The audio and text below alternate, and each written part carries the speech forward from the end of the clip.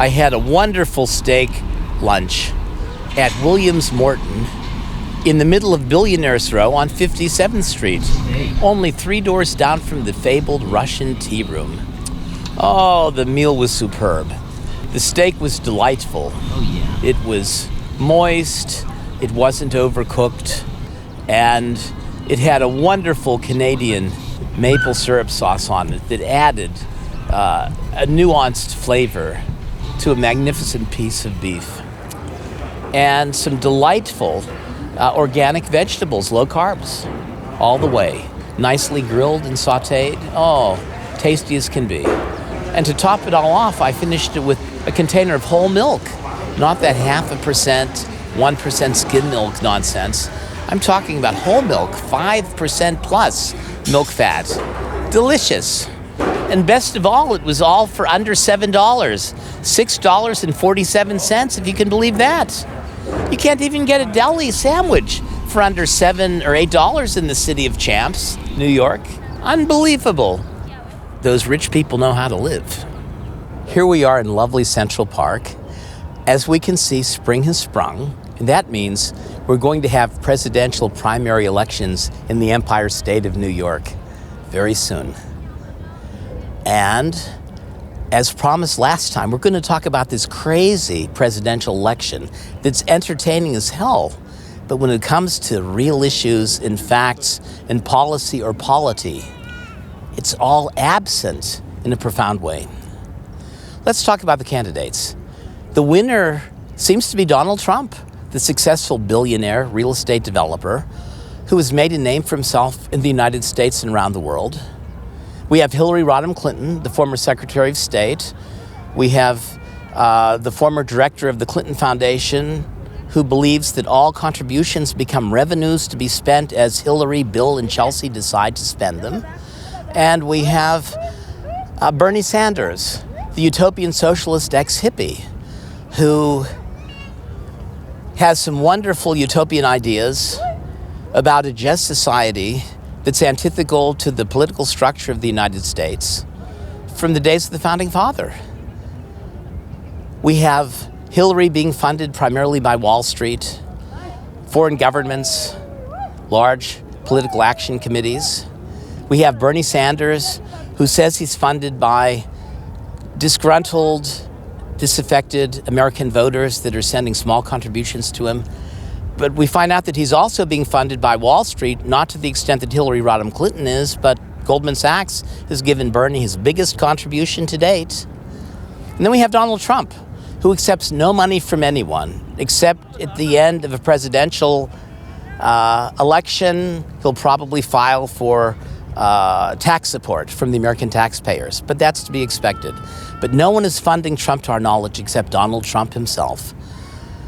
And what about the foreign policy? What about the United States? Well, let's look at Hillary Rodham Clinton, because she's had her hand in foreign policy as Secretary of State for the last few years. Under Hillary's tenure at the State Department, the United States is involved in 9 wars, or 9 Arab Springs that occurred in the Middle East and also in Africa, that completely destabilized legitimate political regimes, sovereign countries. And civil war has replaced that stability, thanks to, in large part, to the United States, Israel, and the United Kingdom. We have Hillary with her national security violations regarding the email scandal, using an illegal private server that 49 countries we know of hacked into daily during her tenure as Secretary of State to read those documents. We have her staff members that knowingly removed the classified designated cover letters from documents, scanned them without the cover letters to Hillary's unsecured server in BlackBerry, all in violation of national security protocols, State Department rules and protocols. And it put the United States at terrible risk. We have over 1,800 classified documents that were mishandled and that were up to the world to view. That's pretty bad. That means 60 years in jail. And I'm sure Uma Abedin and Cheryl Mills and the guy, what's his name, will be doing the jail time for Hillary like Bill and Cheryl McDougal did for Bill and Hillary under Whitewater.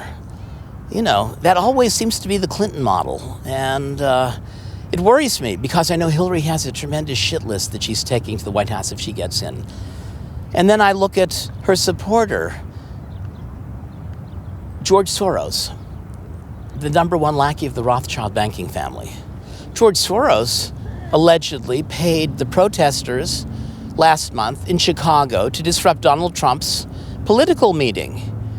$16 an hour. And it's interesting to note that George Soros gave his home to the Clintons so Chelsea could be married at his Greenwich, Connecticut estate.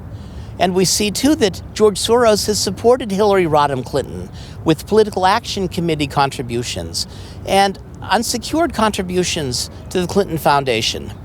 And I want to say this, too. Most people are unaware of this, but George Soros' company in Spain has the contract to tabulate all of the votes in every one of the 50 states and the U.S. territories. And when he is so pro-Hillary Rodham Clinton, I think that's a conflict of interest. I don't think he should be allowed to have that contract. But hey, this is America. You pay the money, you give the contribution to the Clinton Foundation, you get the deal, the contract. So what can I say? It's going to be corporate fascist business as usual if Hillary gets in. If Donald Trump gets in, I think he understands what has to be done with America to try to restart the economy domestically, but I don't think he has a clue to foreign policy, especially national security policy. If I ask Donald today, what do you think of the new approach to limited tactical nuclear war as outlined by Lincoln P. Bloomfeld versus Henry Kissinger's 1957 model in nuclear weapons foreign policy, the Mutually Assured Destruction Pact? And how can you have a limited tactical nuclear war in a geographic region without triggering an all-out attack by the major powers that have nuclear weapons, such as the United States, China, Russia, Great Britain, France, Israel, Pakistan, India? The list goes on. And I don't think Donald really has the background to deal with these issues. I think he may make the wrong mistake taking something personal that really isn't personal, and that frightens me. But then again, look at Ted Cruz. The Republican Party now doesn't want to award Donald Trump the candidates that he legally won in the elections, in the primaries. So what I find humorous about that is they're supporting Ted Cruz, who is constitutionally ineligible to be president of the United States. He was born in Canada, and we have no proof that his mother was born in the United States or even an American citizen. And yet he's a senator in Texas, representing the great state of Texas. Unbelievable. In no other country would such nonsense be allowed to happen. But then again, too, according to being native born, President Barack Hussein Obama is constitutionally eligible to be president, and he's sitting in the White House. So I don't know. Something's the matter with America, and it frightens me, but it's still humorous as can be. What can I say? Ted Cruz attacks the beautiful wife of Donald Trump. She's a babe. She was a fashion model. She's going to be the most glamorous first lady since Jacqueline Kennedy Onassis the world has seen. And Ted, why? Why do you do this? And you shouldn't even be eligible to run. You're not eligible to run. You shouldn't be running. You shouldn't be wasting people's money. I mean, come on. What can I say? America's totally fucked. And it has been for a while. And that's what makes it all the more frightening as well as humorous. I'm like Pagliacci. I'm laughing on the outside and crying on the inside. But it's so damn funny. There have been so many mistakes that a novelist, Jerzy Kosinski, couldn't have written this. You'll remember he wrote the wonderful work Being There, starring the Chauncey the gardener, who goes from an illiterate gardener to the nominee for the White House at the end. Chauncey Gardner. I remember what he said to President Bobby in Ben Rand's library. He said, "In a garden, growth has its seasons. First we have spring and summer, and then we have fall and winter, and then we have spring and summer." And I remember what the president said at that point. He said, "I don't get it. What do you mean?"